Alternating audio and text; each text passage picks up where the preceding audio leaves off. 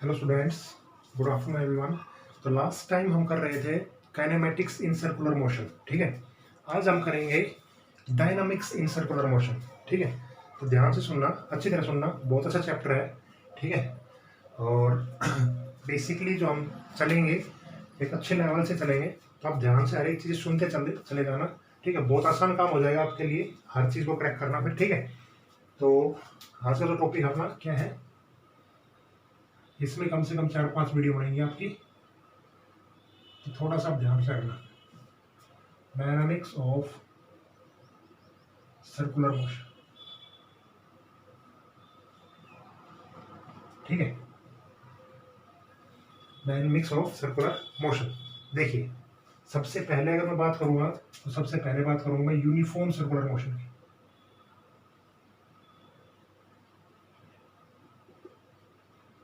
कौन से मोशन की बात करूंगा, मतलब अभी इस वीडियो में हम किसकी बात करेंगे, यूनिफॉर्म सर्कुलर मोशन की।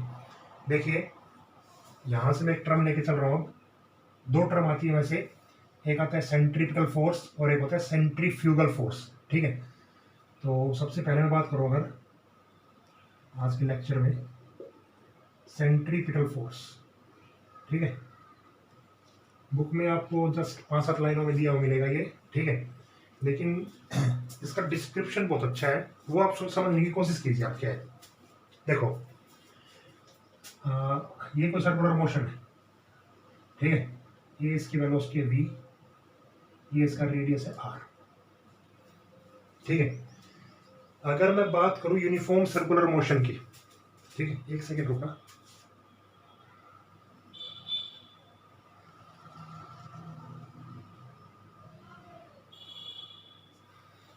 ओके, सुनो।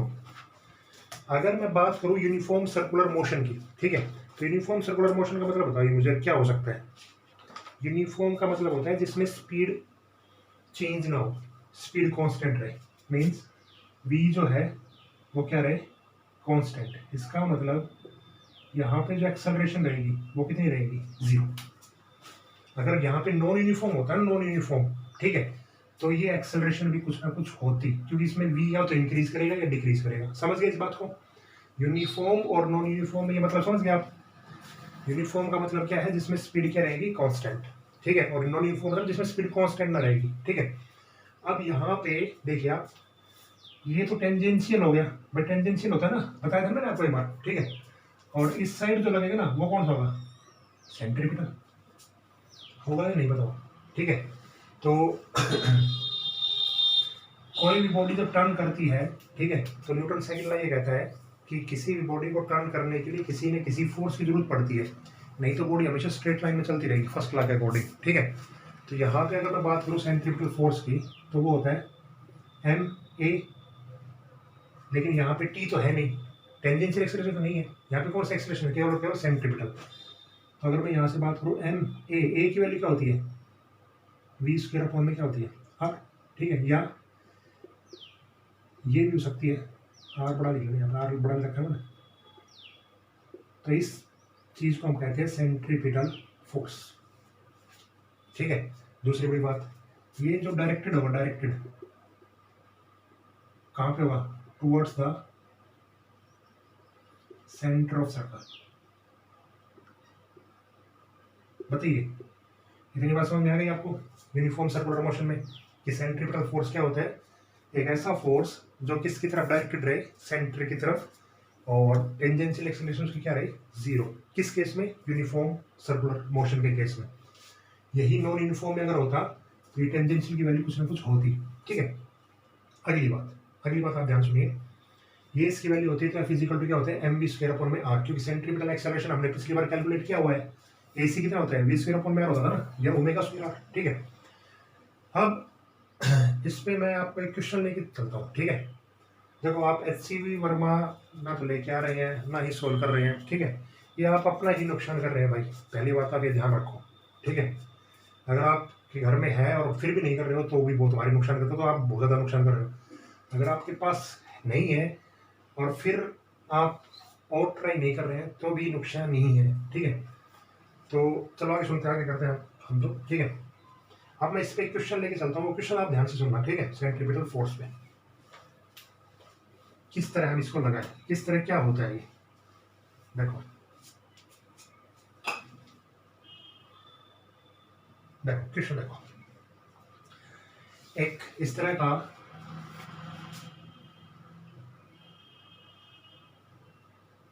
ये एक हॉरिजॉन्टल है, ठीक है, और यहाँ पे एक स्लैब सी रखी हुई है, ठीक है, और इस स्लैब के ऊपर एक मास रखा हुआ है, एम मास का, ठीक है। चलिए ठीक है।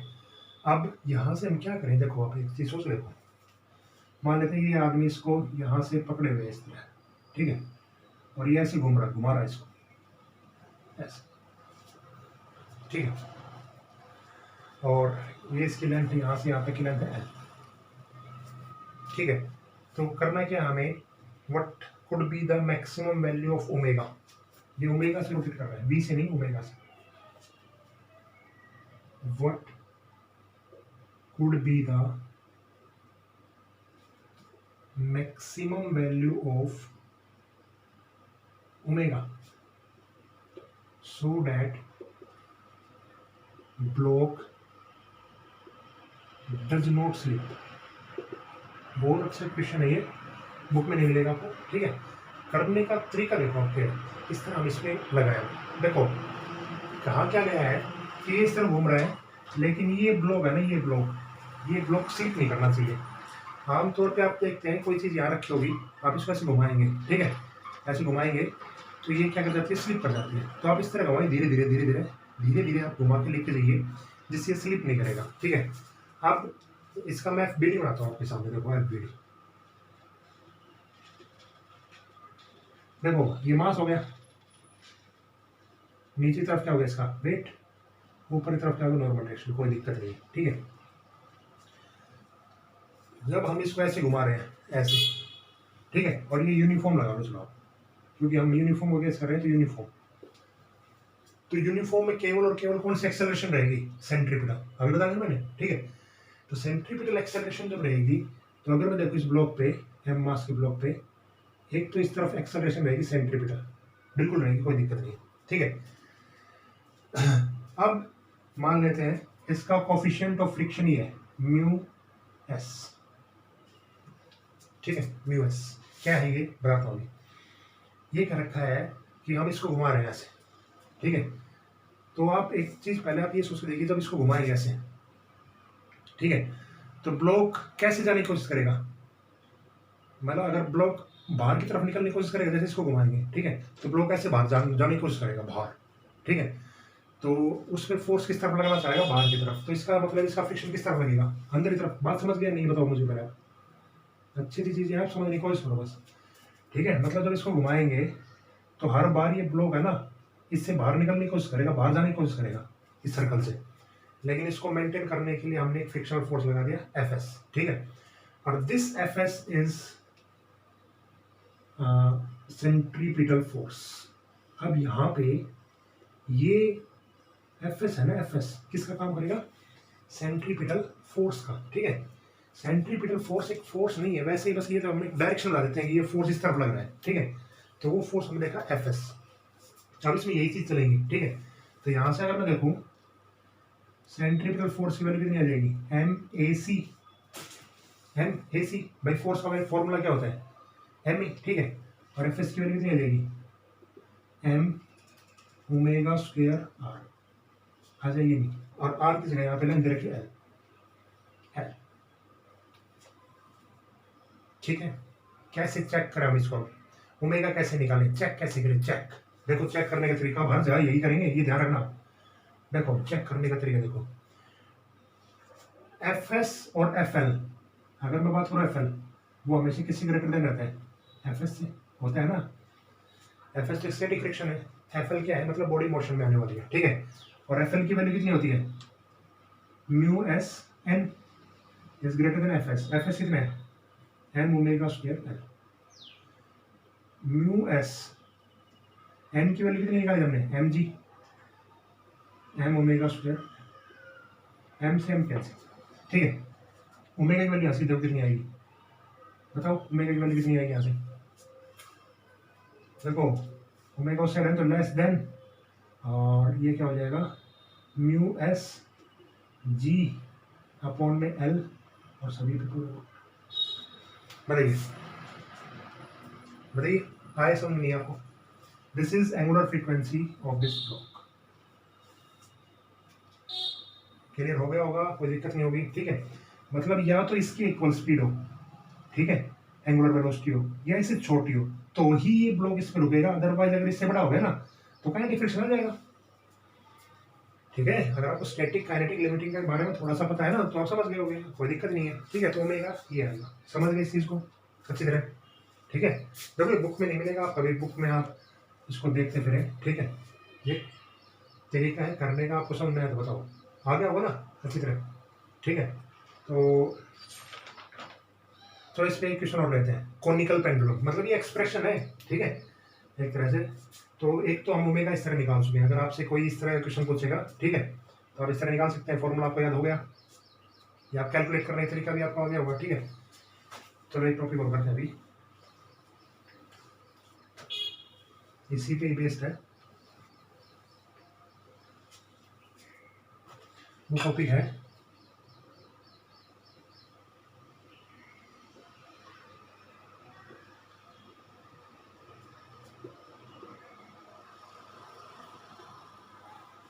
Conical pendulum. अब आपने सिंपल पेंडुलम का नाम तो काफी बार सुना होगा, ठीक है। ये कोनिकल पेंडुलम क्या है मैं बताता हूँ, देखो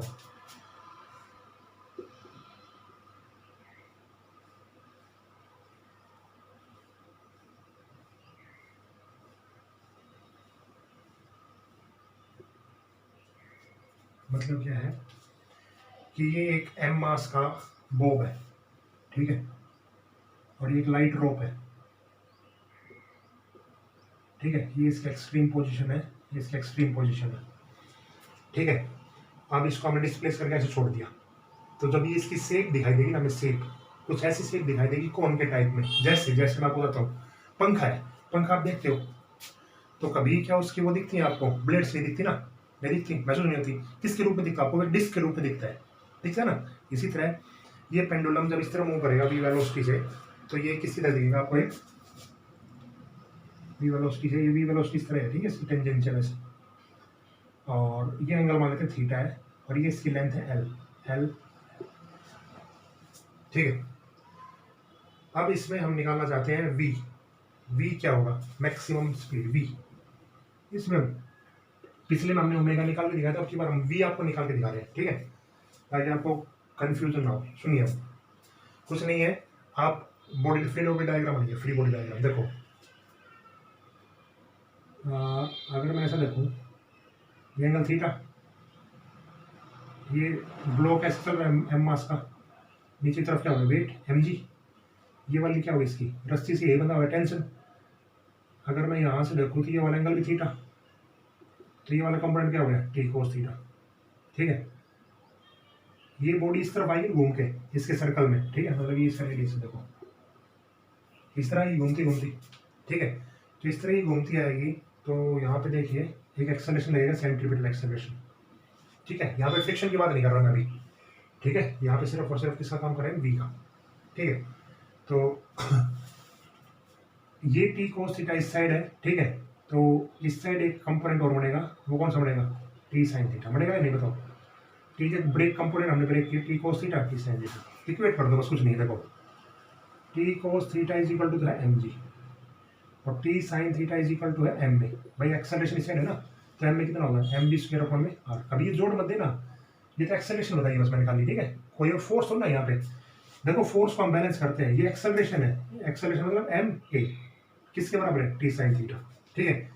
इक्वेशन 1 इक्वेशन 2, इसको डिवाइड करो, डिवाइडिंग 2/1, अगर वो डिवाइड करो 2/1 से, ठीक है, तो देखिए आप क्या होगा, टी साइन थीटा अपॉन में T cos theta is equal to M V square upon में आर इंटू में एम जी, एम से एम कैंसिल, टी से T cancel, sine theta upon cos theta कितना होता है tan theta is equal to कितना आ गया वी स्क्वायर अपॉन में आर जी, और वी की वैल्यू कितनी आ गई देखो आप मुझे बताओ, आर जी टेन थीटा, ठीक है, इसका रेडियस मान लो आर, ठीक है।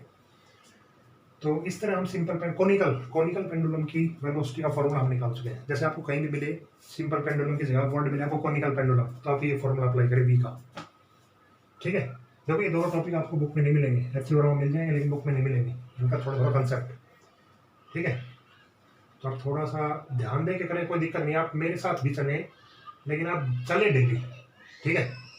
जहाँ तक आप पहुँचोगे वहाँ तक मैं पहुँचा दूंगा, आपको कोई दिक्कत नहीं, लेकिन आप चलो मेरे साथ बस, ठीक है। हाँ, काम जरूर करो बस आप, ठीक है। क्लियर ये चीज़। तो दिस इज कॉनिकल पेंडुलम, ठीक है। अब हम बात करेंगे, कल बात करेंगे इसकी नॉन यूनिफॉर्म सर्कुलर मोशन की, ठीक है। सेंट्रीफ्यूगल फोर्स आ गया आपको, ठीक है। तो कल हम बात करेंगे सेंट्रीफ्यूगल फोर्स की, ओके, ठीक है फ्रेंड्स, गुड बाय।